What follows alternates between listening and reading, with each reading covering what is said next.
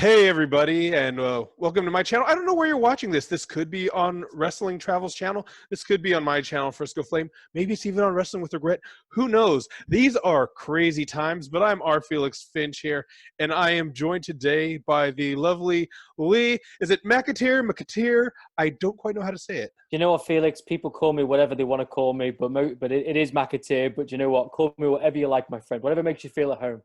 Lee. How's that? That's easier, isn't it? It truly is. And Lee, you're kind of trapped in a just bizarre country right now. I know I've got my little glass of something here to get me through the day. You got anything over there with you? Yeah, absolutely. That's the seventh bottle. Ah. Well, actually, mine is an Earl Grey blend from Japan that gets repackaged for Wegmans. Oh, nice. Mine's French and alcoholic, but either way, sir, it's we've got the social distancing under control, but it doesn't mean that we still can't hang out and have a good time and have a drink or two. Absolutely, and we're going to be diving into your past. We're going to get to know Lee McAteer here because, I essentially just kind of want to talk to you about what's going on right now, but the more I looked into you, you are a fascinating young man. Well, I don't know about young anymore. I certainly don't feel it, but I do appreciate that. It's, I'm a great believer that you've got one life to live in one shot at it. And, as long as you give it your best, then you can't ask for any more. Well, I mean, you're under 40. You're what, 36 currently, or are you 35 right now? Well, I'm 36, but the Daily Mail very kindly said that a couple of years ago I was 2 years younger than what I actually was. So on that basis, you should always believe what you read in the Daily Mail. They are known for their facts-based journalism.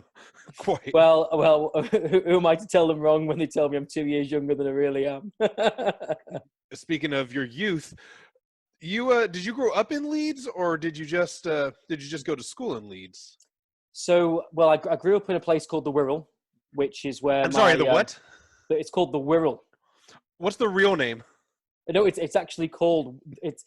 Do you know what? It should just be called Wirral, but for some reason, everybody, because it's a peninsula, so everybody refers to it for whatever reason why as the Wirral.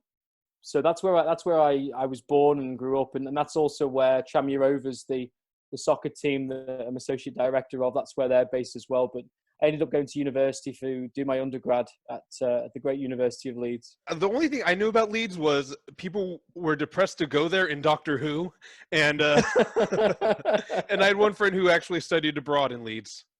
Oh wow, okay, yeah. It was. Do you know what? It's funny. I can't remember his name now, but the whilst I was there, the guy who plays Kirk out of Star Trek, William Shatner. No, the new ones. Chris Pine. Is that his name? He did his year abroad at Leeds University whilst I was there. Oh, interesting. Do you have any experiences with him, or? I'd love to say. I mean, it may well be that we've partied together, but I'll be honest with you, I had no idea who he is. I'm a Star Wars fan rather than a Trekkie, I'm afraid. But no, there was a few interesting people at Leeds, and one of which was also Chelsea Davy, who was Prince Harry's girlfriend at the time. So that certainly made life interesting. Yeah. How do you feel about the royal family Brexiting? Well, do you know what? I have to say I've got into a lot of trouble over my opinion on this. Is I just don't believe that it's what Harry wants. I think what he's done is he's basically doing the right thing by his girl, and the fact that that's what she wants. But I don't think deep down he's the kind of character or got the kind of personality that is willing to let everything go. But he's got a child and he's standing by it. But how long it lasts for would be my number one question.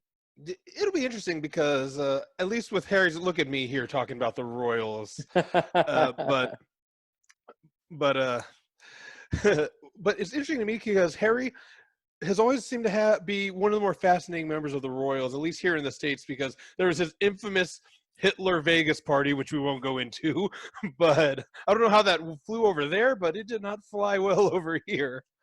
Well, I mean, I think one of the reasons why, love him or hate him is he's real. And I think people can understand that more so than a clever PR or comms campaign, is that you can see his personality shining through in the fact that he doesn't take himself too seriously. Now, of course, he's got a duty to uphold, and should he have done that as dressed as a Nazi? Absolutely not.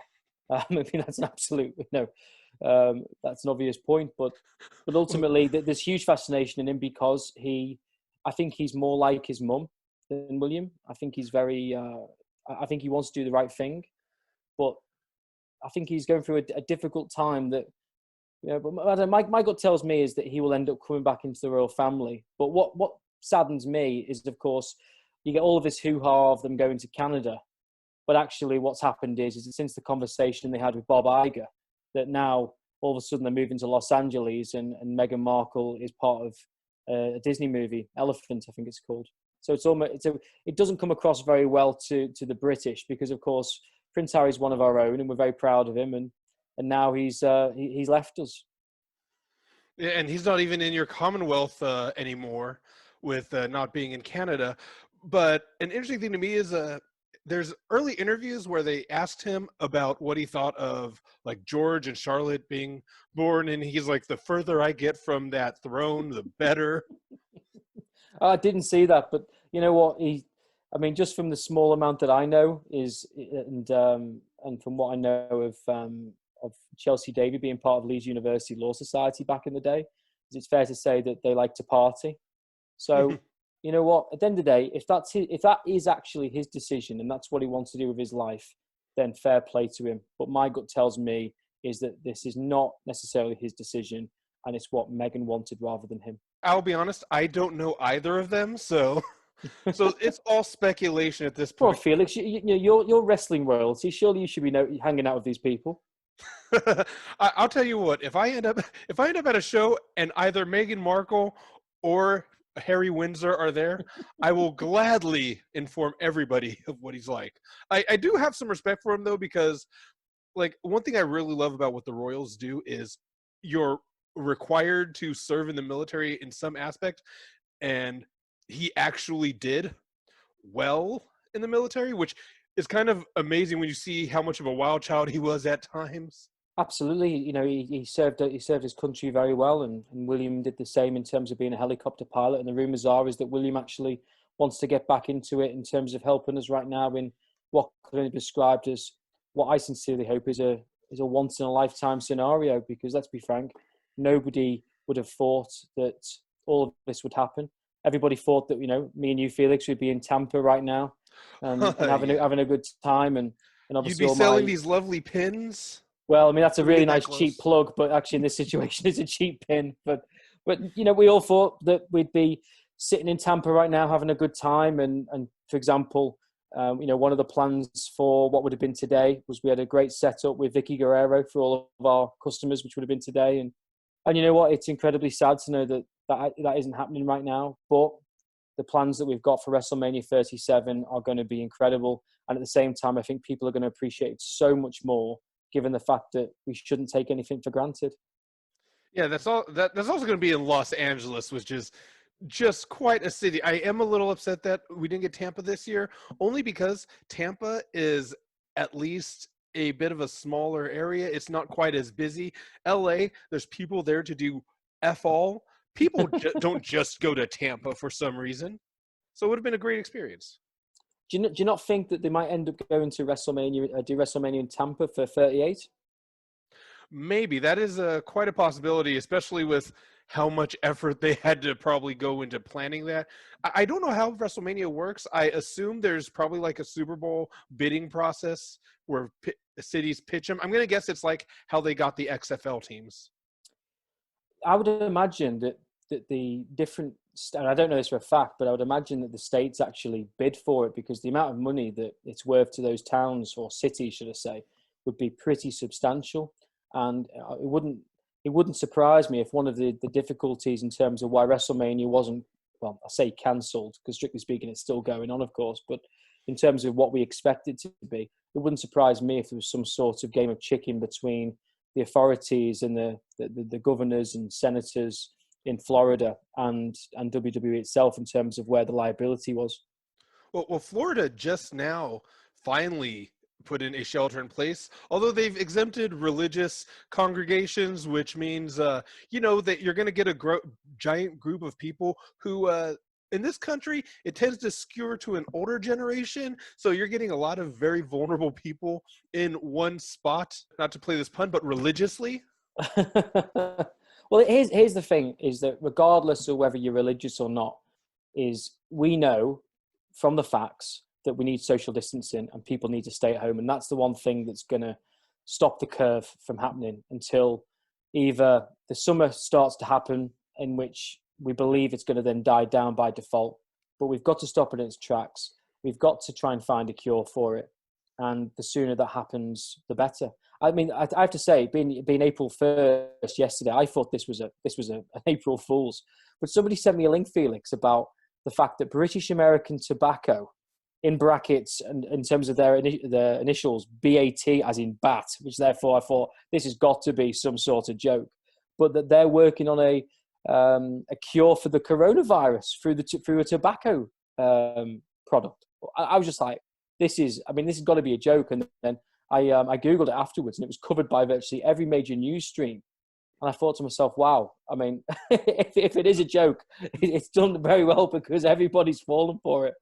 Yeah, this is a full speed ahead effort. I mean, right now, if you don't know, Lee is kind of stuck in America. So please tell us the story of how you. Please tell us how you ended up in an undisclosed location on the East Coast. Well, so what? Gosh. So as a starting point, one of my other brands, Americamp, where we send people to be at summer camps here in the States. And so I was at a conference in Atlantic City, and I was at my visa sponsors in Hacketteville, New Jersey, as you do. And then the travel ban had happened, and I then get a tip off from a politician that the UK and Ireland are going to be added to the list.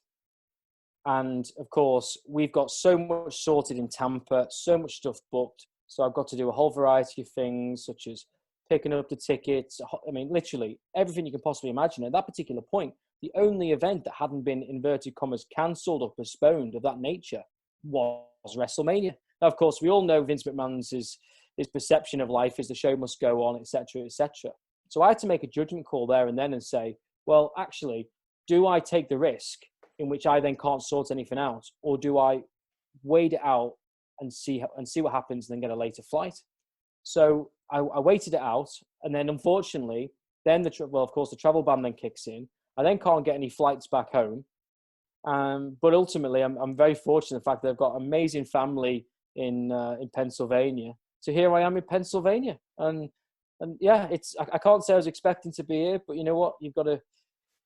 When life gives you lemons, you got to make lemonade.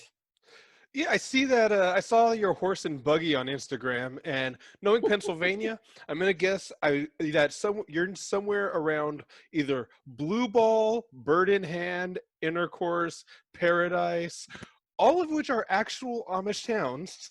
Well, I wish I was an Intercourse, my friend, but self-isolate. Yeah, self-isolate and Intercourse. Yeah, that was always part of the plan to try and get some. Circling back around, we'll get into some of your other companies. I did find, again, I went through and kind of looked up your past, because something we didn't mention is, should we be calling you Lee McAteer Esquire? Because you have a law degree.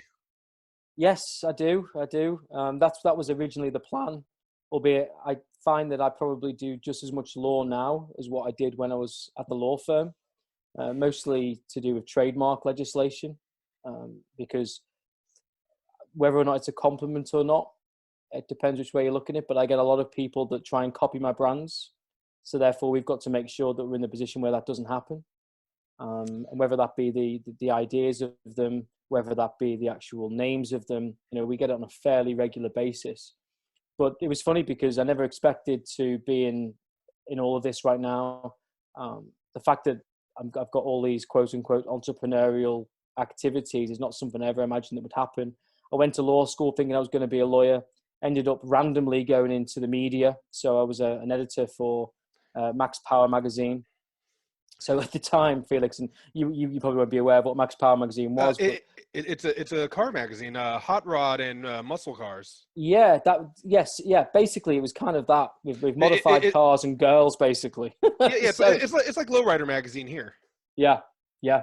Well, for me, as a fresh-faced 21-year-old kid, it was like, okay, well, should I go into law or should I work on a magazine with cars and girls? Well, well, I'll let you decide what choice I made. Your parents are so proud of you. Oh, they were proud, man. They were proud. I tell you, very, very proud. Yeah, Thank you. Thank you for that education. I'm making the most of it. That is one thing I was curious about, because I thought that was a really bizarre departure of having a law degree and then going into like Max Power car magazines. Do you have a dream car, or is there anything that you saw on those covers that made you think, yes, this, if I get a stupid amount of money, this is going to be in my garage? Or do you have that now? I have a toy which is it doesn't work very often, probably because it's Italian, but it was funny. It was It's funny. on Siesta. Yeah, well, yeah, exactly. But it was funny because the first thing I ever did for Max Power was I had to go out in an Aston Martin DBRS 9 GT car around Rockingham Speedway, and that was literally my first activity I had to do for the magazine. You got to drive it? I didn't get to drive it, but I was actually in the passenger seat with Lord Paul Drayson and Johnny Cocker, who was the British GT champion, who went into Le Mans. And don't get me wrong, I ended up driving some very, very cool cars. But I mean, I look at pictures now, and it was just crazy. I mean, I can't even imagine what it was like. I can't even imagine in terms of, it was just so crazy, man. It was absolutely insane, the fact that my first job and everybody else was there carrying on their legal career. And there's me driving an Aston Martin DBRS 9. Going out in an Aston Martin DBRS 9. I was like, this is insane, and I'm getting paid for this. It was crazy. But what was really sad was that it all came to a crashing halt, because for me, I'm all about trust, and whether that's friendships, relationships, business associates, business partnerships, employers, employees, all about trust. And unfortunately, something happened that was very, very difficult for me to deal with, in the fact that, in my opinion, at least, I felt as though I got screwed over a little bit. And I then decided that I needed to take another option, and I decided to go back into law. That didn't last very long, because I ended up creating a load of other ideas. Yeah, you did employment legislation with Boggs. Do you know what? You've done your research, man. I'm impressed. Yeah. I did employment law. Yeah, it was crazy. But then I ended up teaming up with the guy who was my social sec at Leeds University Law Society, and he was, I mean, I'll be honest with you, he was the best party animal going, and that was basically the catalyst for what became Invasion Events, in which we literally would take thousands of students on a piss up from one city to another city. And basically, we were getting paid to party. And whilst it wasn't the best paying job, because we were literally broke in the fact that we were back in the business, it was definitely probably the most fun times. Yeah, a British company called Invasion going to like Cambodia and Thailand. There's nothing imperialistic. Just don't say Vietnam, Felix. Don't say Vietnam. Wait, did you go to Vietnam? Maybe.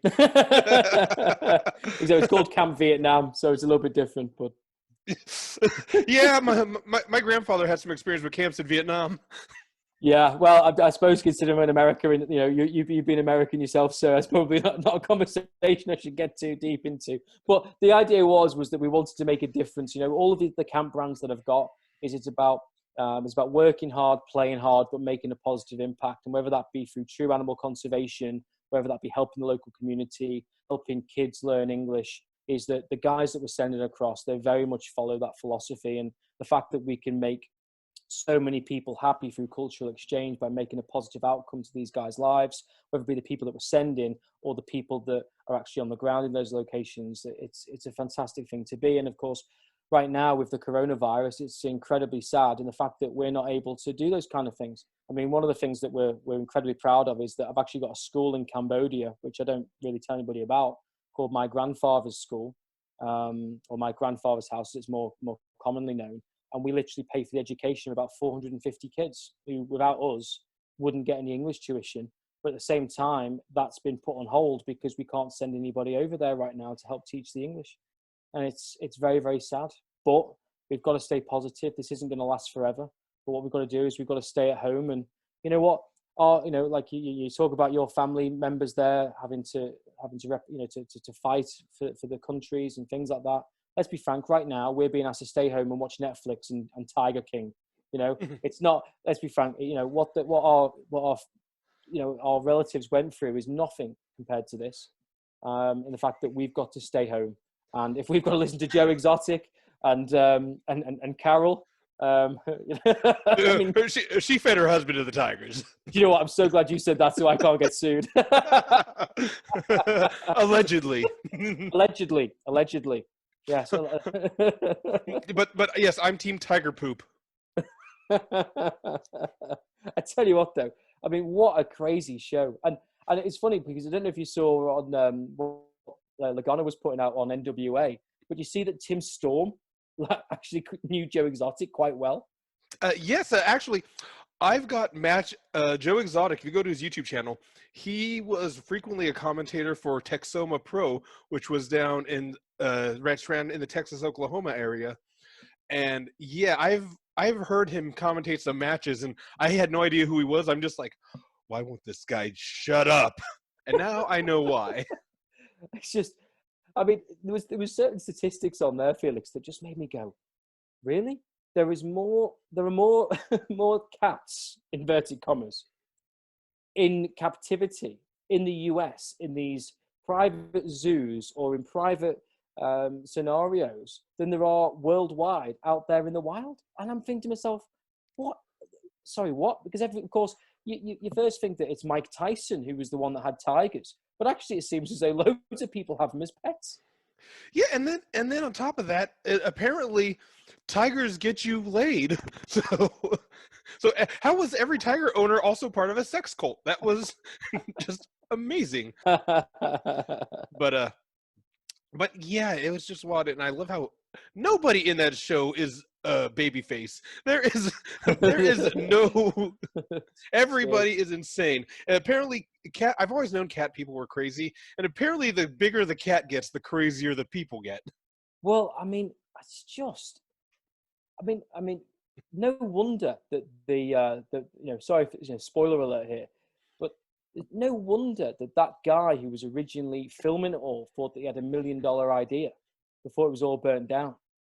Because it's addictive television. And I got invited to a group today for just for memes for the show. And I literally, and you got all these people selling T-shirts. I mean, it's absolutely crazy. And of course, the Big Cat Rescue, they've come out, and the husband has come out with this big statement, this big video statement protecting his wife. And you think to yourself, this is crazy. But of course, to quote Mr. Bischoff, controversy creates cash. And I'm sure the amount of eyeballs that's going to be on that right now is going to be absolutely staggering. And actually, weren't they based in Tampa, Big Cat Rescue? We could have gone, Felix. We could be there right now, having a glass of wine with Carol, and we could ask her some nice questions. What would be your first question for her?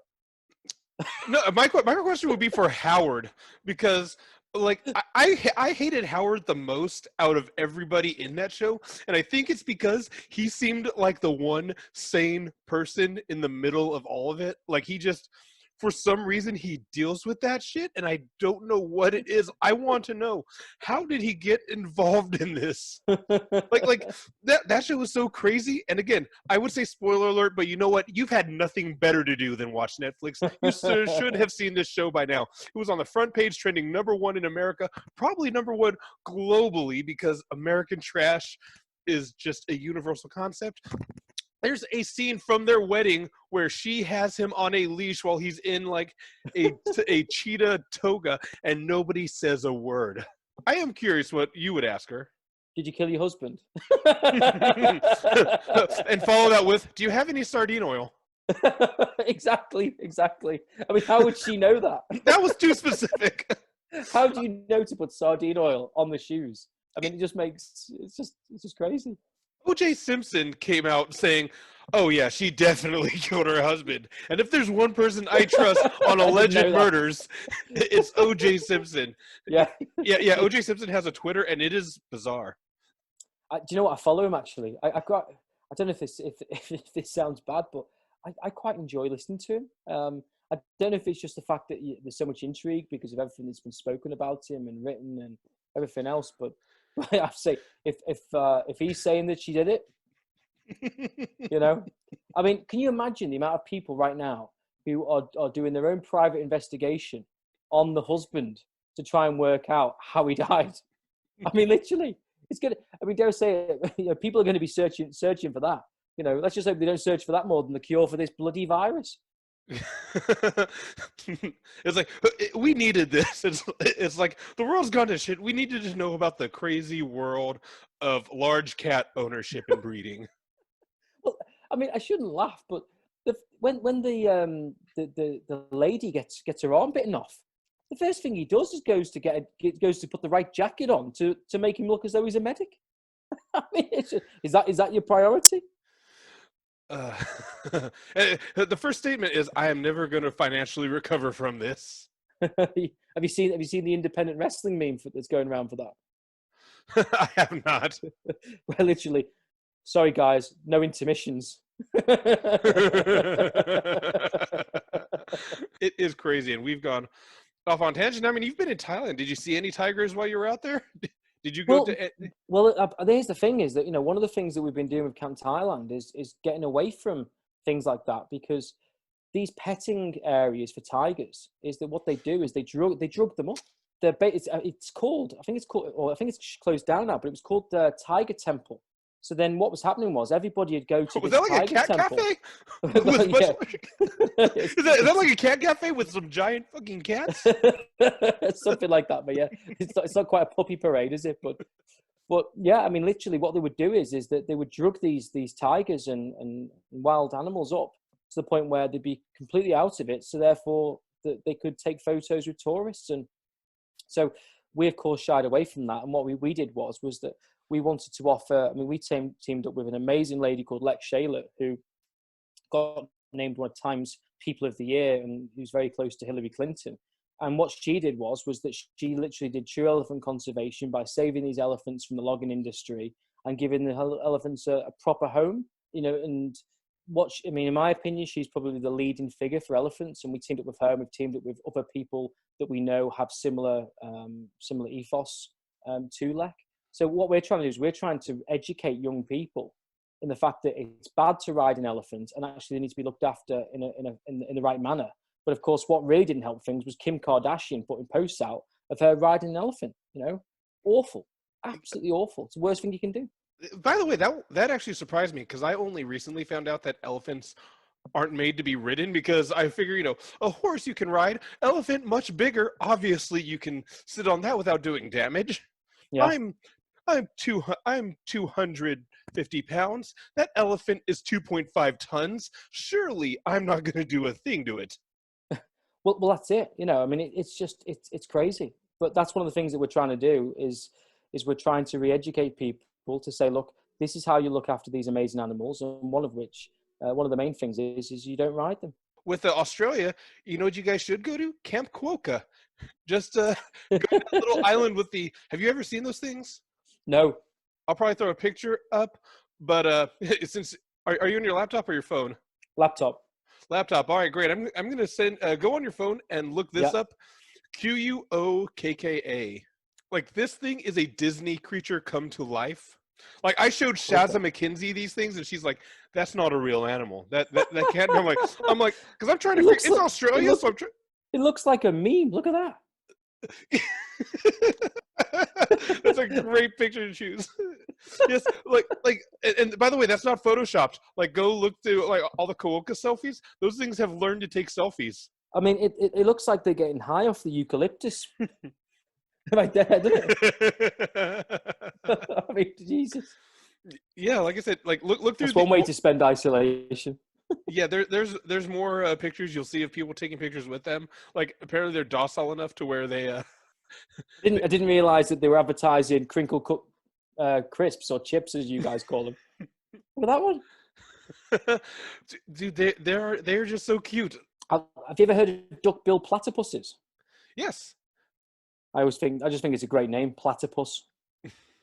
Yeah, I didn't realize how big wombats were because I always assumed wombats were like guinea pig sized, maybe. Didn't realize they're basically baby rhinos. Yeah, I'm surprised Joe Exotic didn't have a few of them, to be honest. Yeah, man. I was like, so what are you going to stream next on Netflix? I mean, there's just so many options. Well, I mean, I tell you that there was a real interesting one for me right now. Is there's a program that's just been released on Netflix. I presume it's over here as well.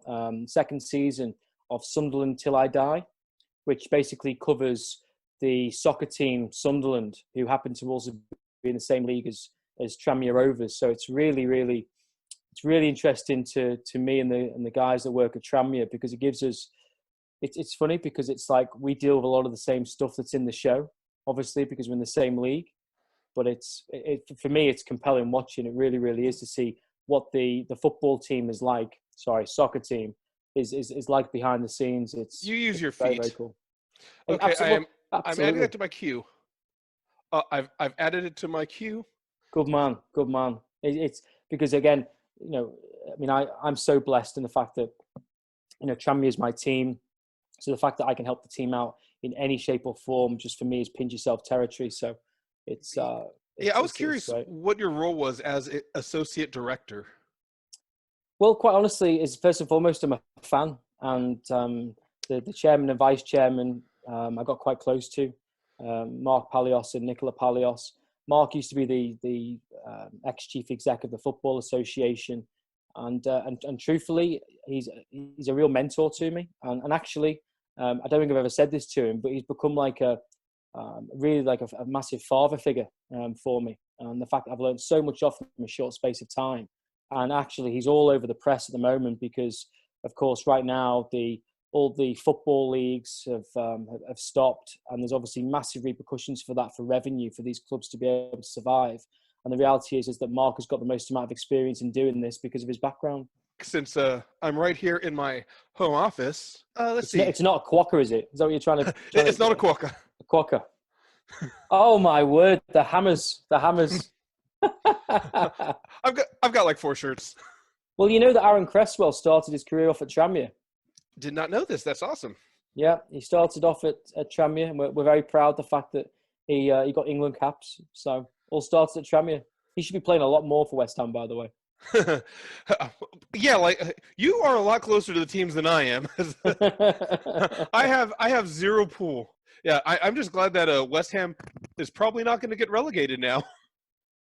We were just out of relegation before the end of the season, so it was like still possible. I mean, obviously, don't quote me this, and this isn't the official opinion of Tranmere or anything else like that. But my gut tells me is that the season will come to a climax, and at some point they will play the extra games. Is what my gut tells me. I think there's too much commercial revenue on the line, and far too especially many for a Liverpool win. Like, because there's no way that Liverpool could, like, how is there a single mathematical possibility that could prevent Liverpool from taking it all? I think there is, but I'd have to double check in terms of what that looks like. But let's be frank, Liverpool have been fantastic this year. They deserve to win the league. I'm sure a lot of Manchester United and Everton fans would love to see them not win the league this year, but I'm sure deep down that even the hardest nosed of fans would understand and realise that they definitely deserve to win the league, because the reality is they've been magnificent. Now, of course, they have lost one game, Felix. They lost 3-0 to Watford. And the last team that played, that Watford played, that were 3-0 up at, it was Tranmere Rovers. They were 3-0 up, and we came back at their ground to draw 3-3, and then we beat them in the FA Cup. So we actually did something that Liverpool couldn't do. Cheers. So I guess technically you're kind of like a general in the Great White Army. Sure, absolutely. Whatever you want to call me. Yeah. Although personally, I prefer their away purples, but that's just a personal choice. Nice. I can't lie. It's probably one of the most proud. Well, actually, not probably. It's without doubt one of the proudest moments of my life was when Mark asked me to become an associate director of the club. I can't even begin to tell you what that was like. And I take that responsibility incredibly seriously. And nobody wants the club to win on the pitch or off the pitch more than I do. But of course, it's not just about what happens on the football pitch at these football clubs, is that they're the epicenters of community. And it's really important that we help out the community as much as possible through thick and thin, because as associate directors and members of the board, etc., is we need the fans to stick with us through thick and thin. And right now, our community is being hurt. So what we've done is that we've put schemes into place where people who can't get to the shops, or they're alone, or whatever it needs to be, so whatever sets of bad circumstances they've got, is that we've got volunteers within the football club that are helping these people out in these dire circumstances. And that's what community is. And it starts with the football clubs, in my opinion, especially in the UK. And we're a much more effective delivery vehicle to help out the community. And again, it's something that I'm incredibly proud of. And obviously, being in Philadelphia, right, or Pennsylvania, where am I again? I've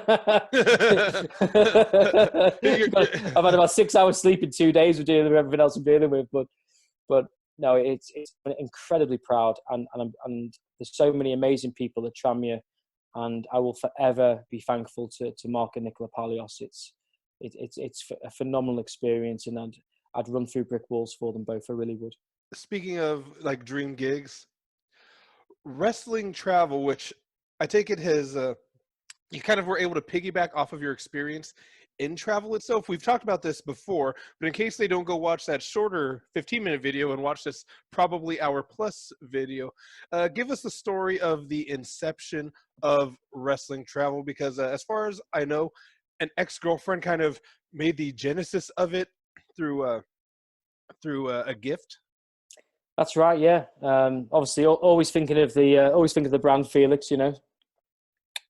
But yeah. No, there's absolutely no other wrestling brand that's UK based with the letters WT that you could possibly be mistaken or misnamed for. Well, I appreciate that. I mean, it was a funny one for me in terms of wrestling travel, because it was my 30th birthday, and obviously a big one for me, albeit on the basis of what the Daily Mail said that would made me 28. So I'll let you decide what birthday it was. But she got me tickets for WrestleMania, and I was like, oh my, wow, in New Orleans, absolutely incredible. So I thought, wow, you know, this is fantastic. So I generally thought to myself, there must be a company out there that helps sort out all the logistics, and because of how busy I was, I needed somebody or a company to help me sort everything. So what I did was that I researched it. I was like, there's nobody that actually properly does this in terms of including flights, accommodation, and putting that fan at the very epicenter of the wrestling community, in which, quite frankly, all you do is pay your money, you turn up, and away you go. And I couldn't believe it. And it was in the back of my mind. And I thought, wow, there's got to be a way of doing this. I put the idea to the back of my mind. And then a few years later, I said to myself, do you know what? I'll be frank with you. I was a little bit bored.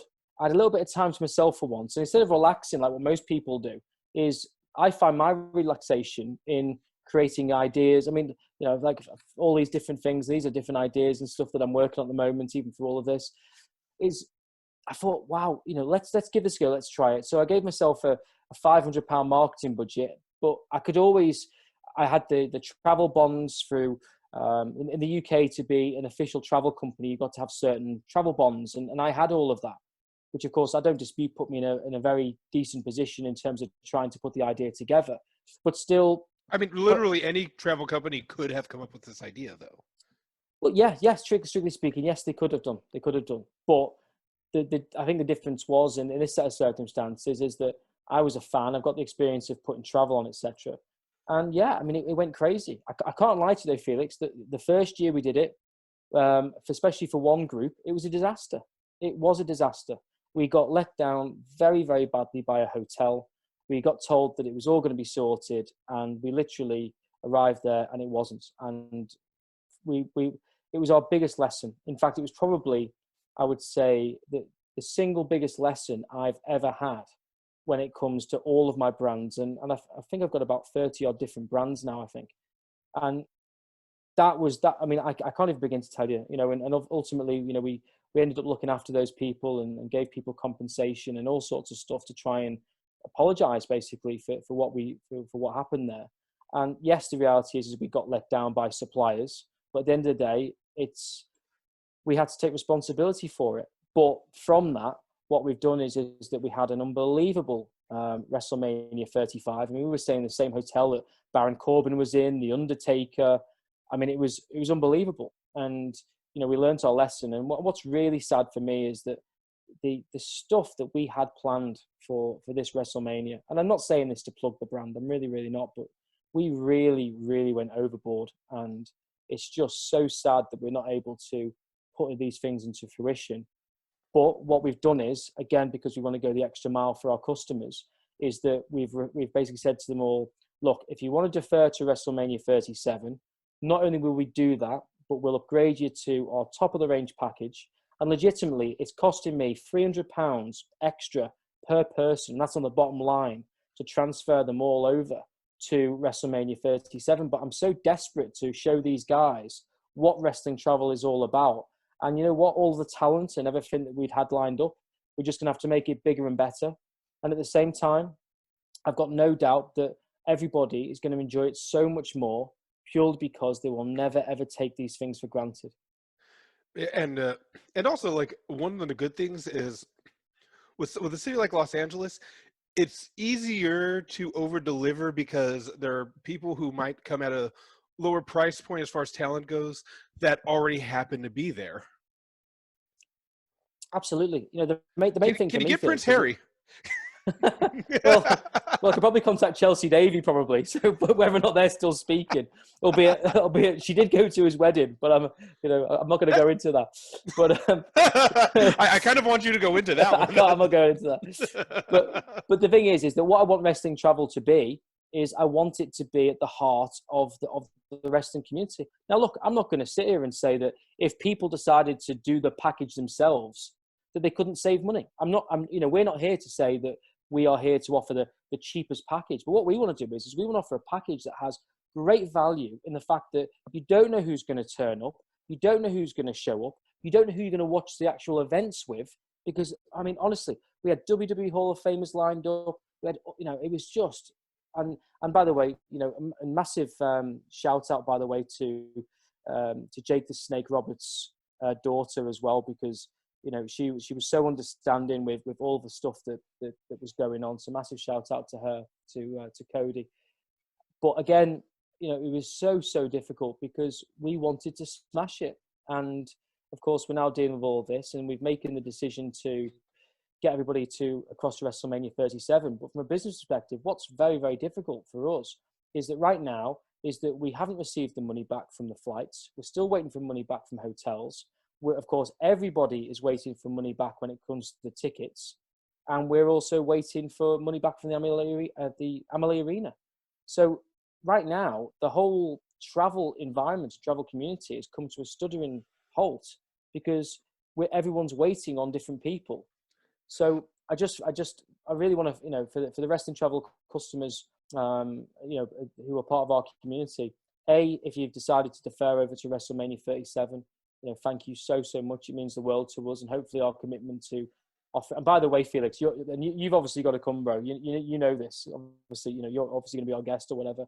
But we have got one of the, if not the most iconic hotel in Los Angeles for all of our customers. It is. To put it in perspective, when I visited it personally, because that's the one thing, by the way, since all the stuff happened in New Orleans where we really fucked up, sorry if I've got to beep that, but we really did fuck up, is I was never going to trust other people to tell me certain things. I wanted to make sure that I personally knew exactly what was going on to be able to deliver to the highest level. And when I got there, the week previous, LeBron James had been there, and 2 weeks previous, Alicia Keys had stayed there. So I think it's fair to say that the hotel that we've got is going to be absolutely magnificent. And I'm pretty sure we're hiring out the entire hotel. Yeah, I also saw your pictures from the location of the stadium. Like again, I was like, oh, that's nice. Well, Lee's over on this side of the country, and then I was like, sorry, Lee's over on this side of the world, and then suddenly, again, the world it comes crashing down, and it hurts inside. I thought you were going to strip strip your shirt off there, Felix. Oh yeah, no. This is one of my higher end shirts from FriscoFlame.com. It's a lovely tri-blend of polyester, cotton, and rayon. It's incredibly soft. And it's And got the beautifully subtle modeled, sir, signature as well, logo. may I say. Thank you. Hold on a second. I can make the logo dance a little. It's like shoulder surgery, so I haven't been able to hit the gym quite as much as I'd like to. Also, gyms are closed, so it's all home workouts and my rehab. So, Oh, like bless you. physical therapy, not actual rehab. I mean, I don't have a problem at all. Yeah. And I've thrown some ideas your way. I'm talking with some of your people, and Los Angeles is one of those where I think some of my visions are really easy to accomplish because wrestling travel, at least in my opinion, you tell me if I'm wrong here. Like you said, yeah, you can go cheaper. Hell, WWE has their own travel packages. We're definitely cheap. Well, I mean, look, here's the thing is that people, at the end of the day, it's great the fact that wrestling fans have choice. Right, And, absolutely. and we're not here to compete with WWE. Of course, we're massive fans of the product. Otherwise, we wouldn't be wanting to go to the shows at the end of the day. Of course, the one thing that WWE doesn't do is flights. What we do is that we're a complete package for everything from the minute you start to the minute you end. Well, yeah, because what I was gonna say is what wrestling travel offers is convenience and an experience.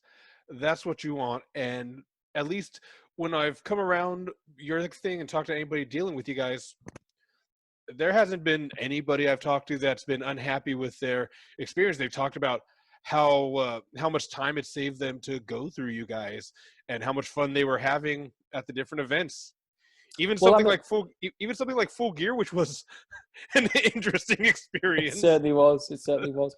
Well, no, I really appreciate that, Felix. I mean, like I said, is that for the most part, is that we always get it right. But in that first WrestleMania that we did, for what was about a quarter of the customers, we didn't get it right. And again, I hold my hand up. We didn't get it right. But what we've done is we've taken that experience, we took it on the chin, we took it. It hurt. And the thing is that I think what people don't see is that I care so passionately for these brands. I care so passionately about the people I work with, whether that be people I employ or people on the other side of the fence, suppliers, talent. I'm really proud of the wrestling travel brand. And that's also one of the reasons why you see it so much in the independent scene, is because we want to be supporting independent wrestling. Now, one of the things that we're doing, of course, is that we're presenting Mania Crawl, which is going to be digital, over the weekend, which is going to be great. Of course, what's really sad is that one of the big plans was that we want to support Connor's Cure in person. Now, we are making a slight deviation to that, in the fact that in the short term, we decide to support the Red Cross, given the current set of circumstances. But then what we will do is we'll move back onto Connor's Cure. But we want to be at the epicenter. We want to do the right thing and stand up and be counted for. And I'm sure this is among the many reasons that you are considered Britain's best boss. Well, I actually hate the word boss for what it's worth. I make everybody call me colleague. I hate if somebody calls me boss, because at the end of the day, it's not about a dictatorship. It's not about somebody just bossing down the orders for some people to then go and carry them out. It's about leading by example. And I would never ask anybody to do something that I either haven't done myself or wouldn't be prepared to do myself. And I think that's the big thing. Now, whether or not, and it was very kind for the majority of the press to refer to me as that. But at the end of the day, that's for people to refer to me as that. The reality is that I'm actually quite difficult to work with because my standards are so high, if the truth be known. But truthfully, if someone's good to me, I'll be great to them. If someone's bad to me, then I'm certainly not Britain's best boss. That actually leads to my next thing, because I noticed that you've appeared at along with the keynotes that you've given, you occasionally do some Dragon's Den style events. That's right, yeah. So Dragon's Den or Shark Tank, as it seems to be over here. Yeah, I mean, I do it. I don't like the pretentiousness of it, if I'm being frank with you, because I know it's been well documented in the press, but I hate the word entrepreneur. I genuinely hate it, because for me, I'm just a chubby guy trying to make it in the world. I just thought you were hating on the French because that's the British thing to do. Is this where I mentioned Brexit? Oh, we're going to get to Brexit. You cannot talk about. Oh, we are going to talk about Brexit. You own a travel company. You go own a travel company right next to the EU. Well, now next to the EU. Now next to you, yeah, yeah. It's. I was very curious how that has. Since we already brought it there, what has that done to your businesses just in general? Like, what new standards or what new regulations are you facing, or have they even figured out what the new regulations are? Well, here's the thing, Felix. I was in Parliament, UK Parliament, the day that Brexit happened. Whether or not you were for Brexit or against it, I can't even begin to tell you what it was like. Truthfully, it was like a funeral that happened for the most part, and it was crazy. It was absolutely crazy. Whether or not you were for it or against it, it was a massive moment in time. And regardless of what my own opinion is, and yes, I admit I am sitting a little bit on the fence on this, but for us, what we've been used to in the UK is the freedom to go to any country we wanted to in the EU. So we could go and work in Spain, we could go and work wherever. And for me, I think what people have got to remember is why the EU was set up in the first place. There were so many wars in Europe, and what they tried to do was try and get everybody to sing from the same hymn sheet so everyone was on the same page. And I think, unfortunately, towards the latter stages of what the UK was in relation to the EU and the Parliament in Brussels, is they basically were taking it a bit too far. You know, there should have been an elected body. It shouldn't just be, this is who it is. There should have been accountability across the board, and it didn't happen. And I think the arrogance of that was, quite honestly, one of the main things as to why Brexit happened. Because I don't think for 1 minute that anybody thought that Nigel Farage was ever going to basically lead the country out of the EU. Now, of course, strictly speaking, Did he lead?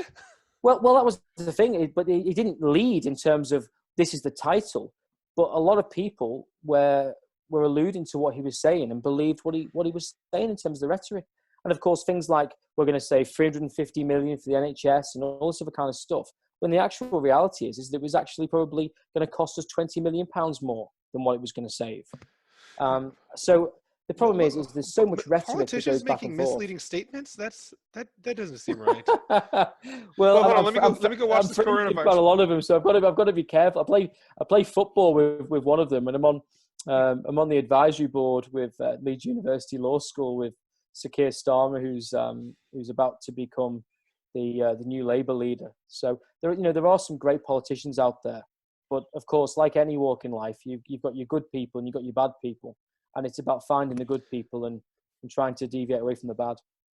Yeah, I worked in politics for a bit, and like one of the biggest lessons I took away goes to my friend Daniel Zingali, who has recently retired from California politics. And he was always appointed. He was never an elected official. He told me once, he's like, I thought I wanted to be governor. He's like, I thought I could do great things as governor. And then I realized the moment you get elected, your job is to get elected again. He's like, in these jobs where I'm appointed, my only job is to do my job right or get fired.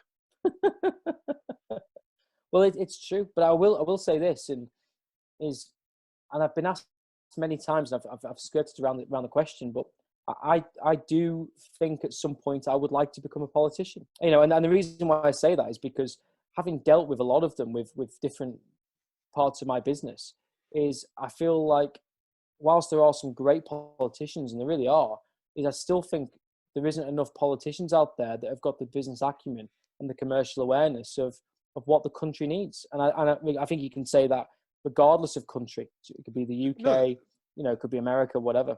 That's true. I mean, one thing that I don't think a lot of people realize, and again, this just comes out of my limited political experience, is the most important thing I think for a politician is to have a great team, work with people. Like, obviously you can't work with all of your people, but get a good kind of sampling of the people you'll be working for, and work with them. That way you kind of never lose sight, and it doesn't become just your ego driving whatever it is that you're doing. Absolutely. And I actually think there's a real key message there in the fact that when you've got your own business, when you employ people, ideally you want to bring on people that actually are better than you.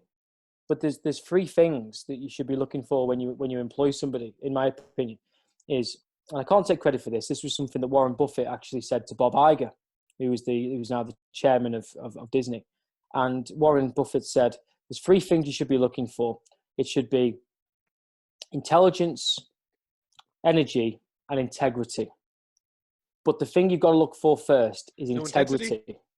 Yeah, no, Kurt Angle style, right? He said, you've got to look for integrity, because otherwise the energy and the intelligence will bite you in the ass further down the road. And for me, and that fits into my way of thinking, because it's all about trust. And if someone's good to me, I'm good to them, etc., etc. And that's how I see things. Yeah, and like my grandmama was also pretty high in the state. Like this, I had a well-connected family. Most of my well-connected family is dead now, but no, I'm sorry to hear that, man. Well, it's like it happens. People die a lot, often sooner than you wish they would. Amen. But one thing she always told me was that she is not overqualified to do anything. The reason she had the people work for her she did was because she couldn't do it. It's like she always told her secretary, she's like, no, I'm not overqualified for your job. I'm not qualified for your job. That's why I hired you to do your job. Yeah. I mean, my biggest pet hates in business is if expectations aren't managed, i.e., if you tell me you're going to do something by X time on X day, then either do that or tell me in advance that you can't do that. But the one thing I don't expect from people is if I'm having to chase you, or if I'm having to repeat myself 2, 3, 4, 5 times. And at the same time, if I end up doing your job for you, then the reality is, why am I paying you to do that job? Fair enough. And with your experience in employment legislation, because that is your law specialty, as far as I remember. That's right. Yeah. Yeah, with your especially in employment legislation. Allegedly, anyway. Allegedly, that's what you. Sorry, the degree that you paid for qualifies you to practice law for employment legislation. Yeah. And it makes me curious, because you recently had David Starr on, and I have no problem saying this because I would say this to his face. Like, I'm kind of one of those people. I don't like David Starr. I love what he stands for. I agree with him for the most part. He just happens to have a more militant approach than I would like, and I respect him for doing it that way. I just don't think it's the best way. But we can all disagree on our philosophy. But what's your opinion when it comes to things like wrestlers being able to unionize, the independent contractor gimmick going on, at least in this country, and it's at least slowly kind of being worked on in the UK? I think it's a real tough one for me. I mean, it's funny because I'm not trying to skirt away from the conversation, but, and then, by the way, this actually happened. I was with Jeff Jarrett, Jesse the Body Ventura, and the guy who played Apollo Creed, Carl Weathers. And wait, what was he doing there? And randomly, by the way, 2 of the kids from Stranger Things. Right, where were you? Literally, I was in one of these conventions, and literally I was in the back and hanging out with everybody and stuff. And ironically, the whole, this is before obviously I'd even met Davey Starr and stuff, and Jesse was talking about the unions and the fact that he managed to get wrestlers into equity because of film credits, in order to be able to get a certain level of protection. And of course, he then went into a whole variety of things about Vince McMahon, and very much insinuated in the fact that WrestleMania this year wasn't even a well, strictly speaking, it's not in Tampa, it's now in Orlando or whatever. But he was basically saying there was a reason why it wasn't in Minnesota. And of course, he was the governor of Minnesota, and he insinuated so many different things. But the reality is that are the independent contractors when it comes to WWE? I think it's. I appreciate that what the law is and what you can argue are two different things. I feel like someone may have been lobbying pretty hard to make sure WWE was exempt from certain situations. Well, for me, I do find it gobsmacking the fact that they're not classed as employees, because the reality is that my understanding of an independent contractor, at least from contract legislation in the UK, is that you are free to do what you want to do outside of what you've agreed on certain points of your contract. And I find that very, very difficult. But the question is Davey Starr using it as a gimmick, or is he using it because he really believes in it? I think the passion that he shows, I think probably tells that he really believes in what he's saying. I don't dispute that it probably helps merch sales in terms of getting on that bandwagon. But of course, every single wrestler's got to make a living, and whether that's through merch or something else. But I think you're going to see a very interesting new chapter for Davey Starr once all this dies down. A very interesting new chapter for Davey Starr that I think will very much put him on more of an international level than what you're currently seeing right now. Okay, I won't go into that because spoilers. But yeah, after this all dies down, speaking of it dying down, I mean, do you even have a date to leave this country yet? Well, I've tried, for what it's worth. I've tried 4 times now. I've now been given a date of April 20th from New York to Heathrow in London, is what I've been told. Now, whether or not that ends up happening, I'm not entirely sure. But again, I'm very blessed in the fact that I've got an amazing auntie and amazing uncle who've well and truly looked after me, because I can't lie, I've got festival businesses, events businesses, travel businesses. Obviously, I've got my role at Tranmere, albeit I've done nowhere near as much as I'd normally do. So every single part of my business has been hit across the board, and they've looked after me great. But as you can probably tell, I'm starting to become a little bit delirious, and whether or not that's because of half a bottle of red wine, I'm not quite sure. But 6 hours sleep, I can normally live with 4 hours sleep, but it's tough because right now, we're trying to do every single thing that we can, given these insane circumstances, and it's horrible. It's really tough because for me, I'm an innovator. I love putting on events. I love and help putting on shows. I'm a real socializer, and I can't do any of it, and it's tough. It's really, really tough. But right now, business has to wait, and we have to look after our loved ones, because as we record this on April 2nd, the sad reality is that it's going to get a lot worse. Yeah, because I'm up here in New York as well. Like, not in New York City, but still, I believe in the last 2 days, our county's numbers doubled. So it's facing about 300 to 400. Yeah, it is a bizarre situation. It is a surreal situation right now, and it is for everybody. By the way, just for a bit of lightheartedness, you've now been in this country how long?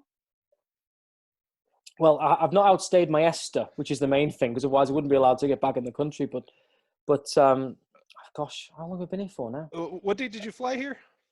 Well, I was in California, and then I flew back for like 3 days, and then flew back here. So I don't know. Gosh, probably been here about a month now, I think. And how many days were you supposed to be here?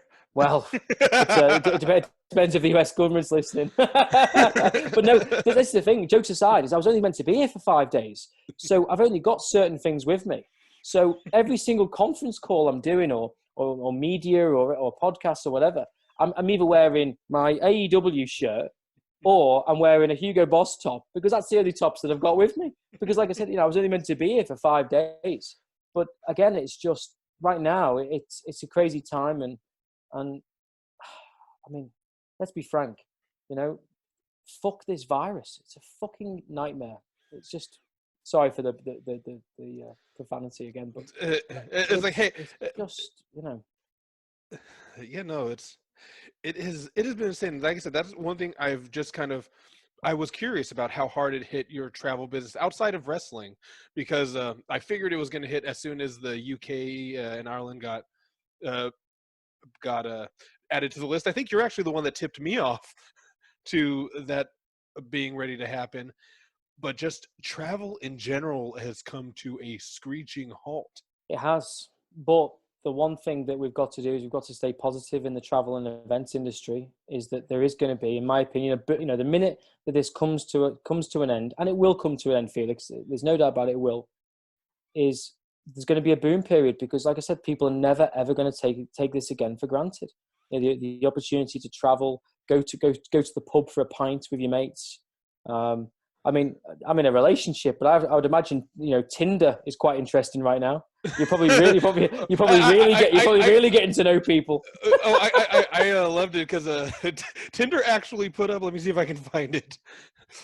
Tinder actually put up like some guidelines, like kind of suggesting things during coronavirus. Oh wow, you can now date people in other locations. Like they're now allowing you to like message people in other locations. Digital dates. Hey, I tell you what, Felix, I found out the other day. Did you know that you can be verified on Tinder? Wait, hold on, what? Right. Okay. So, because one of the questions I get asked all the time is, "Oh, how did you get your blue tick on Instagram or Twitter or whatever?" And I'm just like, well, I'm just fortunate things have happened and whatnot. But then then someone said to me the other day, a random message said, "Well, you might be verified on free platforms, but you're not verified on Tinder." I'm like, what is that even a thing? I didn't even. And then literally, he sent me his screen grab with his little blue tick next to his profile, and I'm just like, is this even a thing? Is this? I said, well, I'll tell you what, bro. I said, let me know if it makes a difference in terms of being able to get the dates, And of course, I gave him some lads banter and said, you can have 5 blue ticks. It's still not going to get you laid, but obviously, just it's like, hey, as long as you don't go about getting laid the way Leicester City did. That's a deep cut. Google it. Well, it is a deep cut, and I tell you why it hurts even more for me there, my friend, is the fact that when we got to one of the major cup finals in 2000, we lost to Leicester City, and of course, in that 20-year period, they ended up going on to win the Premier League, and we ended up getting relegated to what was the 5th division of English football. Ooh. So, Ooh, believe it or not, Leicester City were one of Tranmere's biggest rivals, and they will be again one day. We talked a little about your Dragon's Den. I was kind of curious, like what you look for when you do those type of appearance. What you look for when you do those type of appearances, because you are a French word for businessman. Well, it's what's interesting is I'm actually doing some of these digitally now. In fact, I'm doing some next week at a fantastic university called MMU in Manchester. I think the first thing I look for is I say to myself, okay, the person that's pitching me the idea or the main leader, would I want to go for a cup of tea with them? Would I want to go for a coffee with them? Would I want to have a glass of wine? Would I want to have lunch? Would I want to have dinner? Because I think that's the first thing you got to look for. It's without trying to sound like Kurt Angle and the eyes here, is that you're looking for that integrity. And then you're looking for the energy intelligence. Now, of course, what you can't do is if you see somebody that's got a group that seems to have a great personality, but a really crap idea, of course, you're not going to invest in them. But what you might do is you might say to that person, well, I'm not sure I believe in your idea, but you know what? I think you'd fit really, really well within my business. And I've done that a few times actually with certain people. Now, I've also got a startup incubator in my office. So if there's an entrepreneur, and it doesn't matter if they're young, old, doesn't matter, because you're never too old to make it. You're never too young to make it. If you've got an idea and you're passionate, I'm interested. But the main thing that you need isn't necessarily cash. It's actually the experience and the infrastructure to be able to make your idea fly and get to that next level. So by having the incubator in our office is if I'm making cups of tea, cups of coffee, and believe me when I say this, I make more cups of tea or cups of coffee than anybody else in my office. But what happens is that these entrepreneurs, inverted commas, because again, that's for other people to refer to themselves as, other people to refer to them as an entrepreneur, is they might come to me and say, Lee, I've got this idea, or I've got this next thing that I want to move a business towards. What do you think? So I can give them that time, whereas I wouldn't normally be able to do that under normal circumstances because, and this is me being funny about it, but my time is at a premium. That it's quite honestly, it's the most valuable thing that I have because I don't have much of it, because I'm always so busy, and I'm my own worst enemy because I'm creating things left, right, and center. But the main thing that I say to myself is okay, well, do you need the money? Is it fair? Because, and this is the real key thing for me, is that anybody that goes into business deals in which they think, oh my God, you know what, I've trounced that other person, I've got the deal of a lifetime.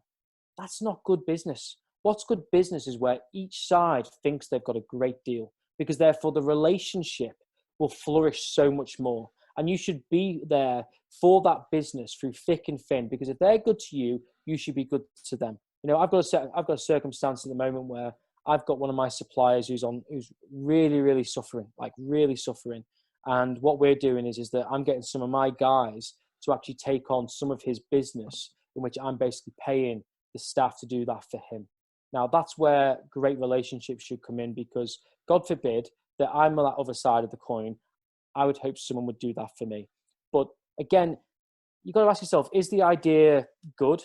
Is it scalable? Is it a lifestyle business? Or is it something that somebody really want to truly get to the next level? Now, let's say, for example, you come to me, Felix, and you've got this idea and you want to create Frisco Flame Airways. Okay, probably a bad name, actually, Flame Airways, because it must be a hot idea. You get the picture, right?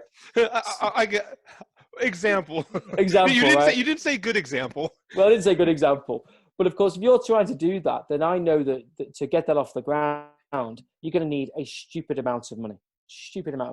So the question, I mean, and I don't have enough, you know, I'm not well enough off to be able to start an airline. But if you were, I would be very curious about. I would be just amazed. Invasion Airways, mate.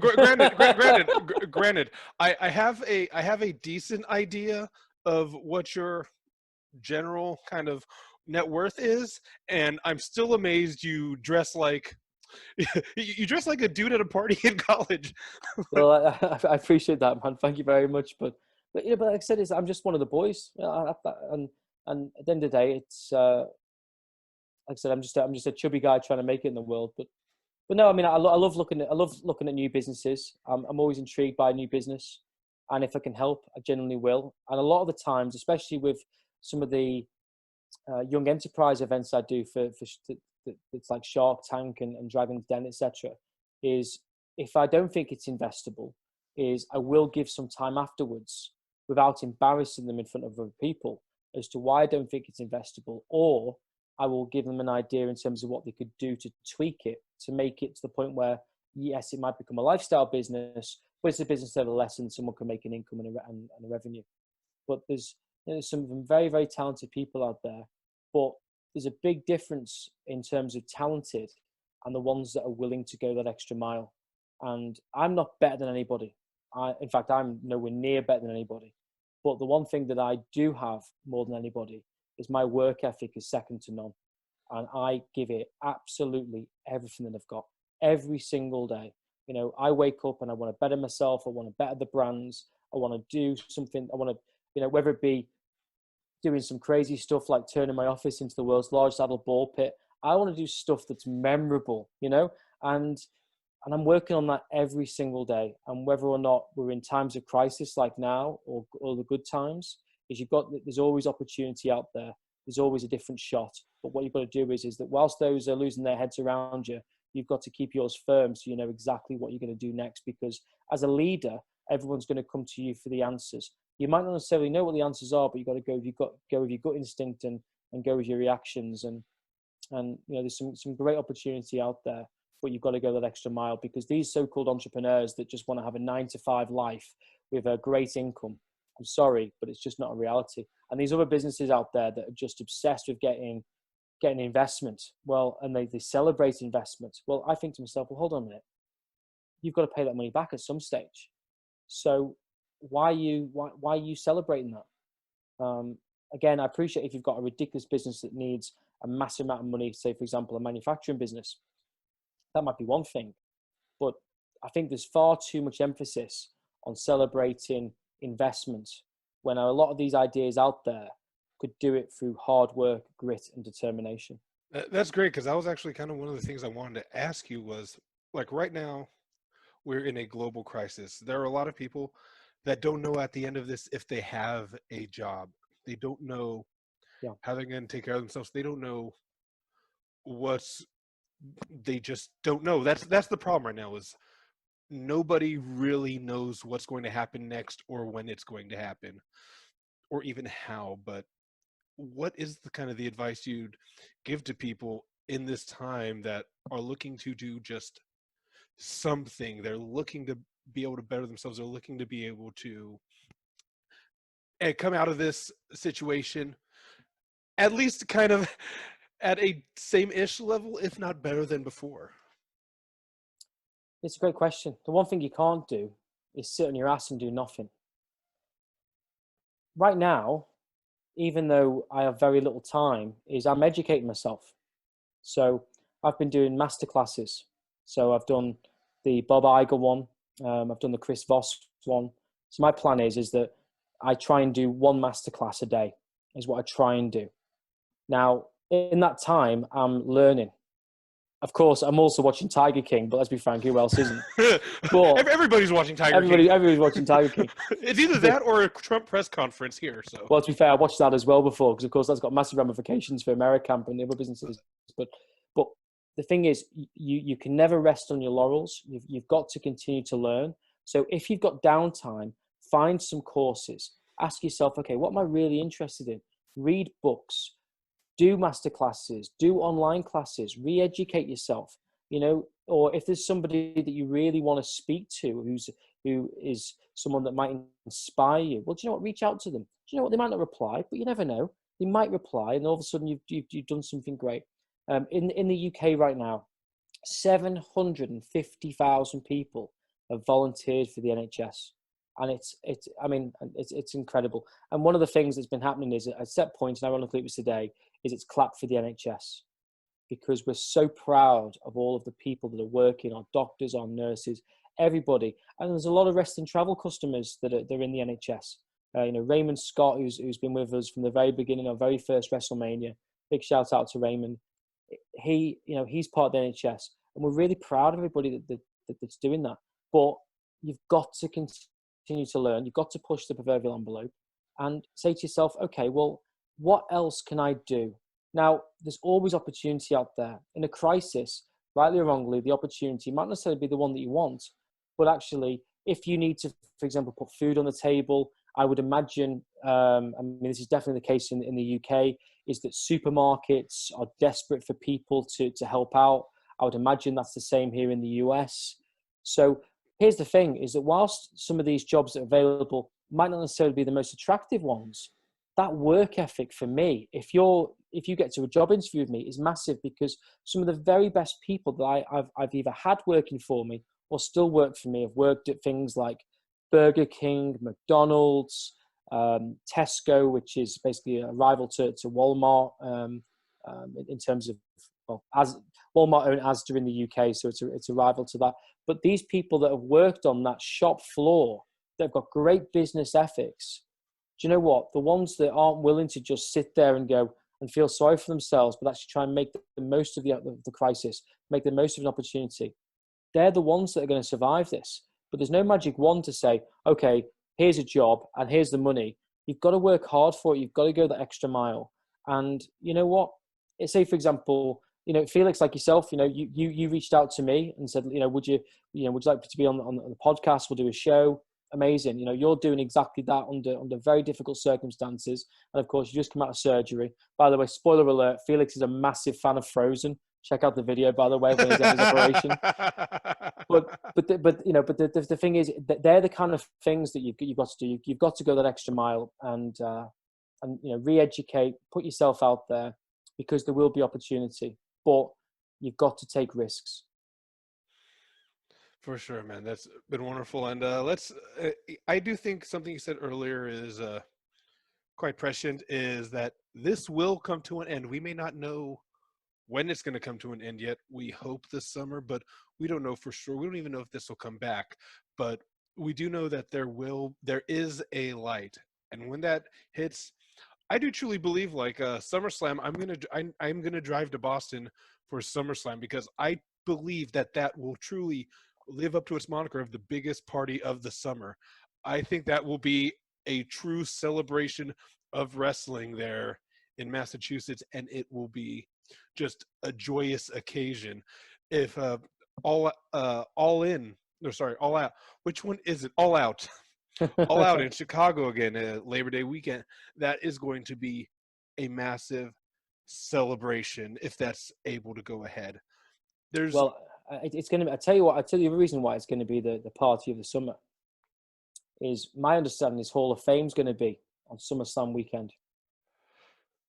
Oh, Jushin Thunder Liger, yes. That's my understanding. I've heard that as well. I haven't had that confirmed. It's like and obviously we don't give away our sources here because we can't. What, Brad Shepard? Do not. Yeah. Oh my word! If I want to know I've the best bums, I've not been blocked by Brad Shepard, believe it or not. Neither have I. I'm not even a real journalist. I mean, Brad Shepard doesn't block me. So who's the most famous person that's blocked you, Felix, on Twitter? The most famous person I'm blocked. You know what? I have no idea because if I'm trying to think of the last time I saw. Does Hulk Hogan block me? I might be blocked by Hulk Hogan. Let me check. That's a good person to be blocked by. Hmm? That's a good person to be blocked by. Let me see. Yeah, one of my accounts is blocked by Hulk Hogan. I won't say which one. Well, I'll raise Hulk Hogan with Shawn Michaels. How did you get blocked by Shawn Michaels? Does he even use Twitter? Yeah, he does. He does. Huh. I mean, I have to say, I was a little bit more. I feel like I've become quite boring on Twitter in the last 3-4 years. If I'm being perfectly honest with you, because I used to be very opinionated, whereas now I've got to be a wrestling fan on the internet opinionated. I tell you what, that is a spoiler right there, man. That is a spoiler. But no, I mean, if memory serves me right, is that he was celebrating the. He'd caught some sort of exotic animal. The word exotic is definitely coming through this interview, isn't it? But he was celebrating the fact that he'd killed some sort of wild animal. I think it was some sort of exotic, and I think I said some lines of I don't know, some sort of pseudonym with heartbreak, some sort of like heartbreak kid, heartbreaking, something along those lines. I put and tagged him in it. And he blocked me. So well done. But I mean, at the end of the day, people there to have opinions. The difficulty I have with Twitter sometimes, though, is that it's without doubt the easiest platform just to have a moan on and tag people. And I mean, I've got to say that the best thing, everyone always talks about these blue ticks and what have you. I'll be honest with you, the best blue tick for me is Twitter because it means you've got a verified button on the notifications. So if you are getting abuse, or let's say, for example, people don't like something I've said in the press or the media or whatever it may be, because I can just normally press the verified button and I don't have to take any of that abuse. So that's always nice. Unless you piss off someone who's also verified. Well, that much is true. Yeah. Like apparently Trapped is Trapped has some pretty strong opinions, headstrong, if you will. Hey, that's a great song, by the way. That's a great song. That's their only great song. It's one I recognize, which is saying something. Yeah. Hey, Mr. Brightside still slaps. So that's the Killers, true. though. That is true. That is true. Yeah. And we talked about independent wrestling a little earlier. I kind of want to end on that note where I want to know kind of some of the things, your vision of independent wrestling going forward, especially like coming back from this, like rising out of this. Like, what are some of the visions you have for independent wrestling and ways that Wrestling Travel may be able to help revitalize the scene? Well, we're positioning Wrestling Travel right now in not a new direction, but a slightly different direction in the fact that what we're also becoming is a ticketing agent, because a lot of the independent promoters that I spoke to were really getting pissed off with like Ticketmaster. Everybody hates Ticketmaster. Exactly. And also with the Tramia stuff that I've done, I've also been helping with the ticketing system for that. So we decided to create our own ticketing platform called WT Live. And we started to sell tickets for things like for the Love of Wrestling, for things like TNT Extreme, which is a fantastic independent promotion based out of Liverpool. So we've really supported those guys. And big shout out to Jay Apter and Mike Angus and Lucy Openshaw, who were part of that, do a fantastic job. But what we want to be able to do is work with more independents in which we actually feature a different independent promotion every single week. And what we'll be able to do is not just be the ticketing platform and the provider, but we're also part of the PR play in helping them gain tickets. We've had WT Live now for, gosh, I think it would be since, tempted to say, May of last year, I think. Nice. But what we can do now is that, and we're very fortunate in the fact that we've had so many independent promotions that have reached out to us wanting us to sell their tickets. Now, what's great for us is that, so it's a win-win here, because what it means is from a wrestling travel perspective is that we can then put wrestling travel on every single ticket that goes out to every single fan that goes out to these independent wrestling shows. But what those guys get in terms of the promoters is that they're getting access to our distribution channels, our media channels, and of course all of our contacts. And we're very fortunate the fact that we've got a great relationship with the likes of Alex McCarthy, Will Gavin, Neil Docking, who are fantastic reporters of WWE. And really love Alex's work. Yeah, Alex, great guy. I remember when I first met Alex up in London, and we've done a lot of stuff together. And of course, a lot of these, I think what people might not necessarily know is that a lot of these reporters can only come to the big WWE events because we're actually paying for them to go. So a lot of the coverage that WWE gets, or AEW in some circumstances, like when Alex went over for that one, is that they wouldn't be getting the same kind of coverage worldwide if it wasn't for Wrestling Travel offering basically paying for their tickets, quite honestly. But we're doing it because we want to support the wrestling industry. Behind the scenes, we were working on some fantastic deals with some very, very well-known promotions, but of course that's been put on hold now whilst we wait for the world to get back to normal. I mean, things need to progress real quick, but they do. But I don't know. Maybe it's my own personal opinion, Felix. But how good's it going to be when we can go back to that first wrestling event? How popular is that going to be? And independents, I think, have got a fantastic opportunity to be the very epicenter of getting people back out and about. Now, it may well be that as a starting point, that there will be events in which you can have no more than, say, 200 people. Well, could you imagine 200 raucous wrestling fans being at an independent show? Oh yeah, for sure. It's like a good crowd. Like even if it's a small crowd, if it's good, does more than a large dead one. Absolutely. Like it's kind of the Billy Joel concept, where Billy Joel said that I think Billy Joel does not sell front row tickets to his shows because he doesn't want the people that can just afford to be in the front row. He'll get people that are like in the cheap seats and move them down there, because he wants people who are going to be excited to be there, because he got tired of playing a song and seeing the people up front just sitting there. Wow, never knew that. But that's it. It's about giving back, isn't it? And for me, I think, I'll rephrase that. I know that when this comes to an end, and it will come to an end, is you're going to see a boom period for independent wrestling. I mean, obviously I've got more experience of the UK scene rather than the American scene. The one interesting, and I know what the What Culture guys, well, it might have been Simon Miller actually, I can't remember, but one of them covered the fact that NXT UK has actually not succeeded as much as they thought it would do. I think regardless of whether or not people think that's too vanilla, and I don't mean that in a disrespectful way to NXT UK, I don't, but of course, if you're seeing the likes of Walter and how he was in Progress and other promotions, compared to what he's then like in NXT UK. I actually think regardless of whether or not it's seen as more vanilla or seen as more extreme like TNT is, or whether it's ICW up in Scotland, whose fans are crazy, by the way, Felix. If there's what you need to see what those fans are like, they are bonkers. And the How do likes they of, compare to OTT?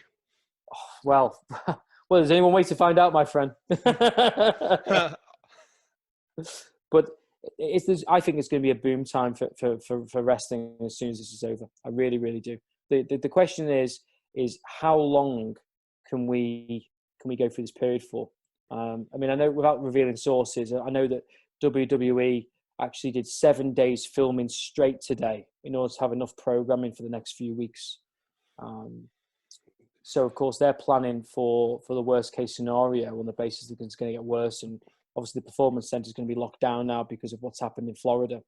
Yeah, which WWE's just been lucky that's happened now, and I don't know how well they could handle that in Connecticut, because back in the day, I'm sure you remember in the 90s at times, they would film shows in Connecticut. With Bobby the Brain. Yeah, and Connecticut, I believe Connecticut's part of the whole like collective of states up here in the Northeast that are making sure they follow the same rules so that they don't spread it throughout this small area. Yeah.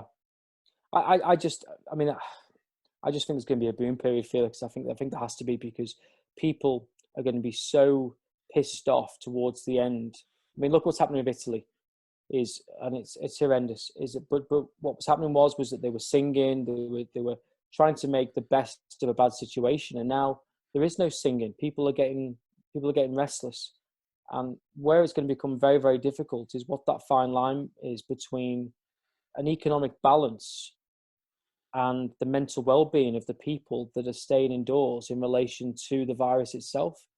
And it's a horrible scenario to think of in terms of that perspective, but it can't last forever. It can't. The world has to move on at some point, and and right now there are that many different companies that are working on a cure, and I've got no doubt that it's going to happen sooner rather than later. But, and here's my big piece of advice for anybody that is looking to either create something new or go into a different chapter, or after they've learned something that's new or read something that's new, etc., is be ready to go the minute that we're allowed out.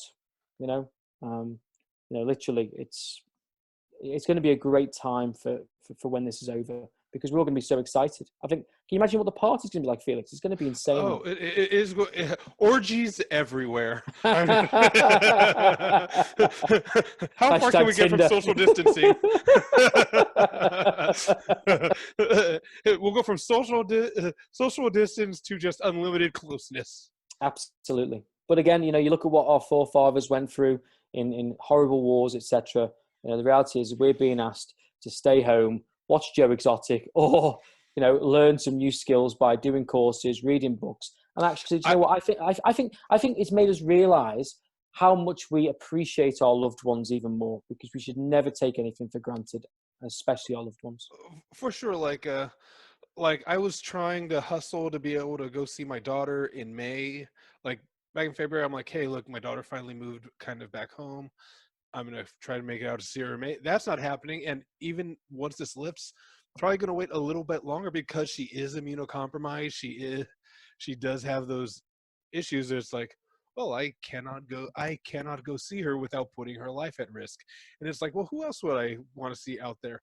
Oh, my grandmother. No, wait, she's 80. So it's like, what about my mom? Cancer. It's like, oh man. I mean, well, actually, any excuse I can get to not see my mom, I'll take. But oh, bless you. Look, I'm Filipino. I love my mom. If she was drowning, I would throw her a life ring, but only after somebody pried the cinder block out of my hands. I didn't realize you were turning heel in the middle of this interview. You haven't met my mother. But yeah, no, I think it will be there will be good lucha things ahead.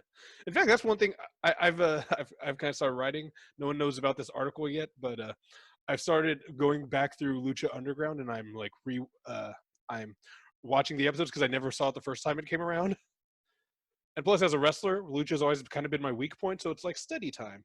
I learned to Nice. sew, and I showed you I made some masks because I rented the sewing machine from the library like the week before everything went to shit, and the library is now closed till the middle of May. So instead of having it for 3 weeks, I have it for like 3 months. But do you know what I have to say for the people that listen at home is obviously the masks that you're making are obviously to make a massive help when it comes to all the people that are working in the medical field right now, and massive fair play to you, Felix. Massive fair play. Thanks. It's like, hey, it's helping me kind of hone this. It's kind of helped me hone this skill I'm trying to develop because I want to save money on gear in the future. So why not make some masks while I'm at it? Maybe I could Absolutely. combine both and make some lucha masks. Well, hey, look, if there's a business to be made, my friend. It's like we'll make Dr. Wagner a little more literal. It's been long. I know it's getting late. You probably want to sleep because I don't think you know what that is anymore. No, not really. But I mean, look, I mean, first of all, Felix, thank you. Thank you so much for this wonderful opportunity. You're doing some amazing things, and I know we just touched on it, but with the masks that you're making for to help with the hospitals and everything else like that. I think it's absolutely incredible what you're doing. Incredibly talented, and of course, if you haven't subscribed to Frisco Flame, make sure you do it. Thank you very much. Now, tell them where they can find you and everything involved with Wrestle Travel, Americamp, just whatever they want. This is now the Lee Show, so go. I'll Well, throw links down there. through links. Well, for wrestling travel, it's simply at wrestlingtravel.org, and for all Have of you our bought the social Wrestle media. Travel domain yet? I have. Just I so think I'm pretty sure I bought that. Yeah, because everyone. It's funny because maybe it's obviously easy to say. Maybe I should just call it Wrestle Travel. Who knows at this point? But no, it's at Wrestling Travel on Facebook, Instagram, and Twitter. And if you want to follow my escapades, which normally are either wrestling, football, or some crazy antics with Amish people, it seems right now, then go to at Mr. Lee McAteer on Twitter and Facebook, and on Instagram it's just simply at Lee McAteer. thank you, Lee. And guys, thank you for watching. If you've stayed this whole hour and a half-ish that we've interviewed, it's been fun. If it's on my channel, yeah, just give it a like and a subscribe. If this is somehow on the Wrestling Travel channel, yeah, look for more of their content. I know that one of their guys just interviewed Alicia Atut, so you can go check that out. And peace out, party peoples. I will see you next time, and check out my oversized cardboard belt over here.